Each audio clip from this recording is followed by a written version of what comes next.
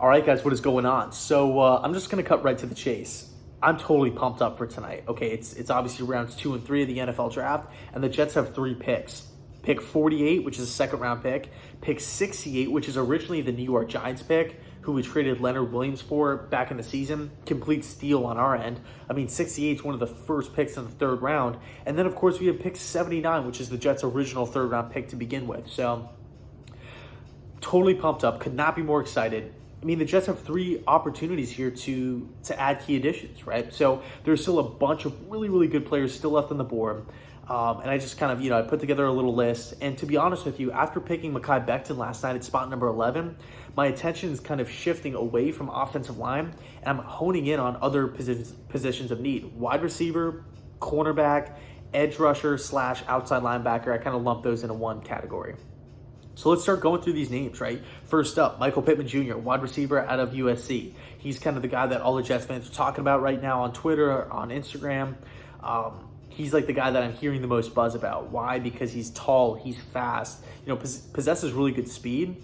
Obviously, at USC, he has the connection with Sam Darnold. They're already friends. They play together. They're having an off season. They're training together in the off season. Okay, so it's definitely interesting. Pittman Jr. would instantly be a great red zone threat and could be potentially the number 1 wide receiver that the Jets have been looking for. Next up, Denzel Mims. Yes, Denzel Mims, one of my favorite players in the draft, who I thought was going to be a first-round pick to the Eagles, to the Packers, to the Saints possibly, but then they added Emmanuel Sanders, to the Vikings. They all passed. Mims is still available. I do think Mims will go high round 2, maybe to the Giants, maybe to the Colts. We'll see. But I really like Denzel Mims. He reminds me a lot of Allen Robinson coming out of Penn State. Not, Bears Allen Robinson, but like back before, his pro days. Penn State Allen Robinson. I mean, they're both elusive playmakers in the open field that are hard to bring down. Guys that are really good after the catch. So Denzel Mims still on the board. Definitely could be there for round 2. Next up, Chase Claypool, 6'4" wide receiver out of Notre Dame. I mean, this is kind of more of a third round kind of guy, really honing in on pick 68. But if the Jets were to land Chase Claypool tonight, I think that would be a great addition. I mean, this is a dude like Pittman who would be a great red zone threat. How often do you see Sam Darnold throwing goal line fades, back shoulder fades? Practically never. Why? Because we don't have any big wide receivers. So Chase Claypool's another guy to keep your eye on. KJ Hamler, short little shifty wide receiver out of Penn State. I like Hamler a lot. I think his best overall fit would be with like the LA Rams or the Chiefs, right? A team, the Patriots, the Saints, like one of those teams that have really complex systems, complex offensive systems where you have a lot of different like gadget players that you can get the football to. A lot of pre-snap movement with those guys.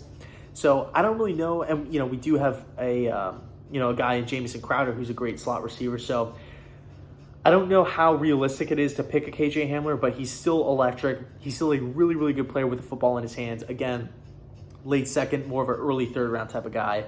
T. Higgins, right? My little brother's favorite player in the draft is still on the board. Obviously a dominant player at Clemson, possesses great size, really, really, really good wide receiver. I'm surprised he's still on the board. Again, I was thinking maybe Green Bay at the end, Baltimore at the end of the first round. But yeah, he's still available. T. Higgins from Clemson. Laviska Shenault, wide receiver from Colorado.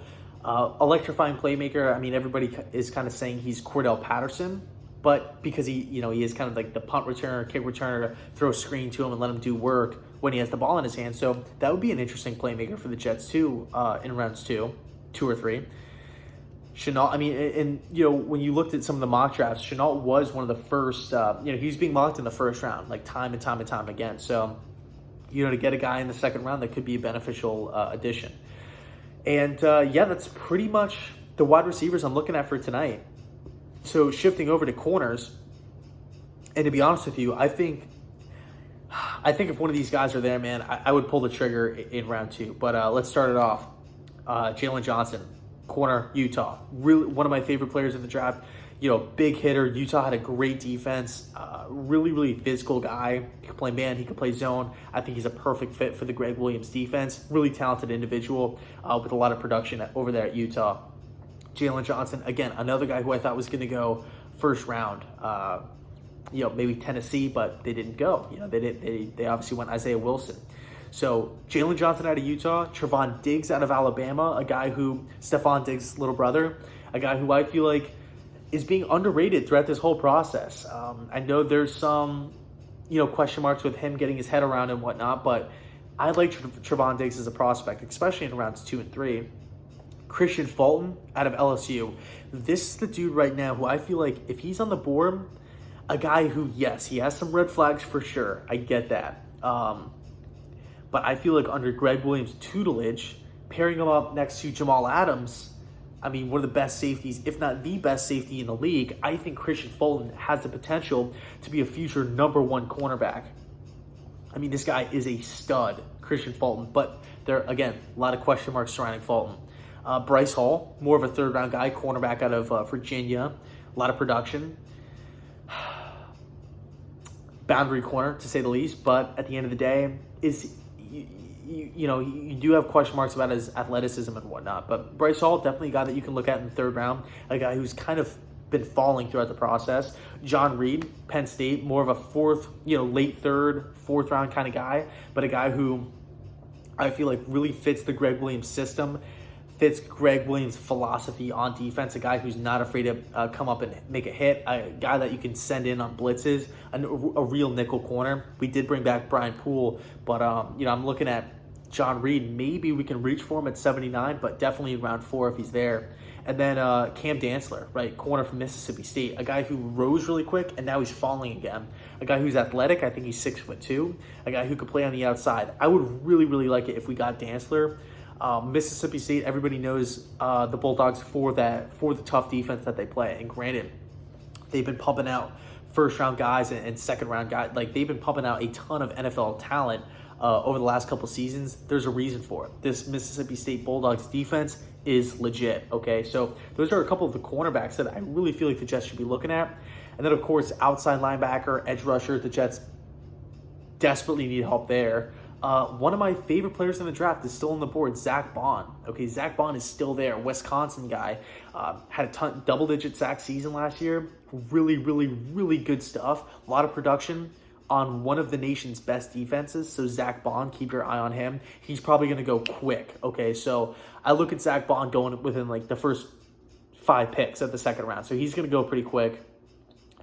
Who else we got? We got Curtis Weaver out of Boise State, a guy who is a really, really good system fit, but I feel like, a guy who could play hand in the dirt or stand up. I just don't know if the Jets will take him.